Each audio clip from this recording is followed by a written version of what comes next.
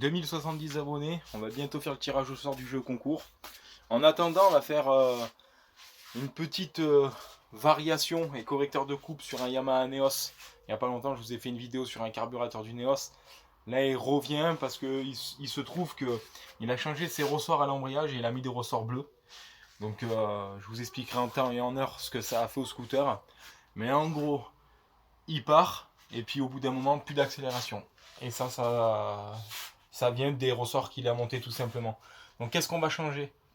Variateur. Je précise qu'on n'est pas là pour faire la promotion de marque, de compétition, parce qu'il n'y en aura pas. Nous, il est parti sur du type origine. Donc la marque du variateur, ce sera Replay.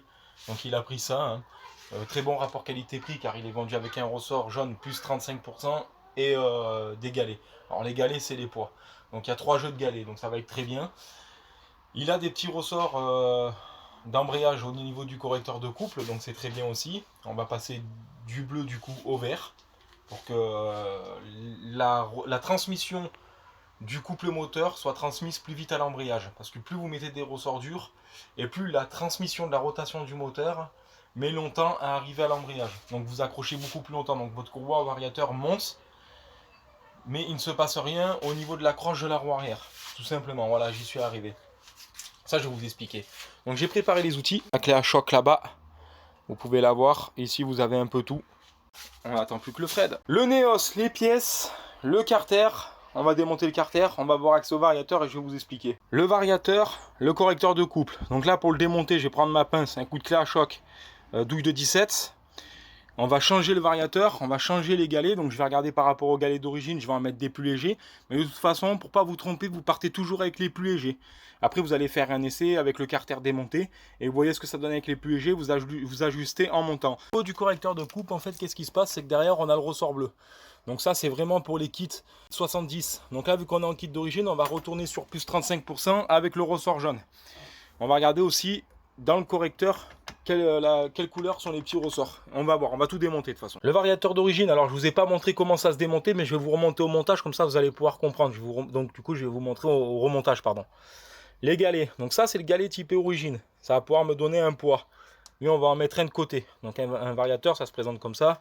Ça, c'est la flasque qui va avec l'extérieur. Ça, c'est pour que votre kiki puisse s'accrocher dessus. Ça, c'est la rondelle qui va juste derrière. Et ça, c'est la fusée pour que la courroie vienne dessus. Donc on va d'abord s'occuper du vario. Le variateur d'origine, tu peux voir ici un jeu très important. Là, ici, les patins sont morts. Bon, on était sur des galets de 5 grammes, je crois. Là, on va être des galets sur des galets de 6 grammes. Parce que c'est les plus légers qui sont vendus avec le pack.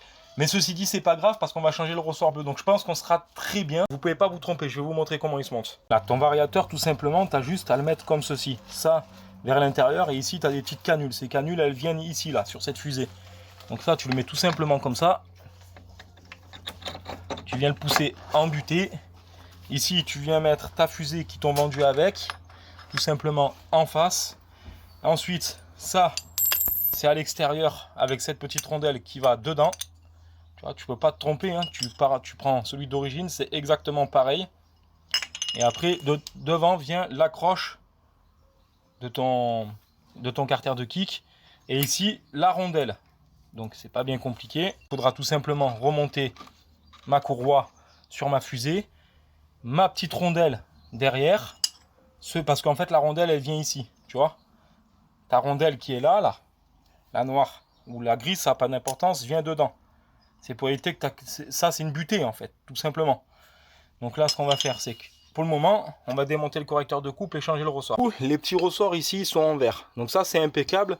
Ça, c'est ce qu'ils appellent typé origine. Tu vois, les noirs, normalement, ils sont noirs d'origine. Et après, tu as les verts. Les verts, ça va bien pour les petits kits, les petits pots, les trucs comme ça. Donc là, il était en ressort bleu. Plus 60%, donc c'est pas bon du tout. On va passer en jaune. Ton jaune, il vient comme ça, là. Tac. Après, tu remontes le tout. Tac, tu le resserres et tu resserres ton écrou. Et là, il te faut un étau en fait. Tu le remontes comme ça.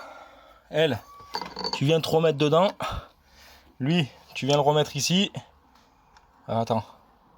Ouais, là, je vois qu'ici, il était bien contre le correcteur, tu vois. Donc là. Et là, tu serres le tout avec une douille de 24, on a dit. Mais pas la clé à choc. Ici, ça sert. Du coup, maintenant, ça va serrer au couple. Donc, je vais remettre ma petite clé. Celle-là, et je vais serrer au couple. Là, c'est remonté. On va faire un test. Je rappelle la configuration, les amis. Pot technique gaz Q3. Ressort de poussée jaune. Ressort d'embrayage vert. Variateur replay galet 6 grammes. La courroie a changé parce que celle-ci elle patine. Mais par contre à froid je peux vous garantir que le copain il accroche. Et puis maintenant il marche vraiment bien. On se retrouve plusieurs jours après. On avait voulu vous faire un essai mais la courroie elle est dead. Elle est bien morte la courroie. Donc craquelée, elle a perdu en diamètre. Donc il en a commandé une neuve qu'on a installée tout de suite. Il n'y a plus qu'à refermer. Carter. Donc tac, là ici vous avez le joint carter, les vis de carter, vous refermez tout. Donc je rappelle configuration. Sur un pot technique gaz, un Q3, variateur replay, galette 6 grammes, ressort de poussée mal aussi jaune et ressort d'embrayage vert. Donc vu que la courroie elle est légèrement neuve et légèrement plus large que l'autre, là c'est le temps qu'elle s'y fasse. Donc l'accélération pour le moment elle n'est pas transcendante. Mais dès que ce sera fait, on vous fera une petite vidéo. Donc il y aura un deuxième épisode pour voir la patate qu'il a chopé le machin. Voilà, petite vidéo bien sympathique.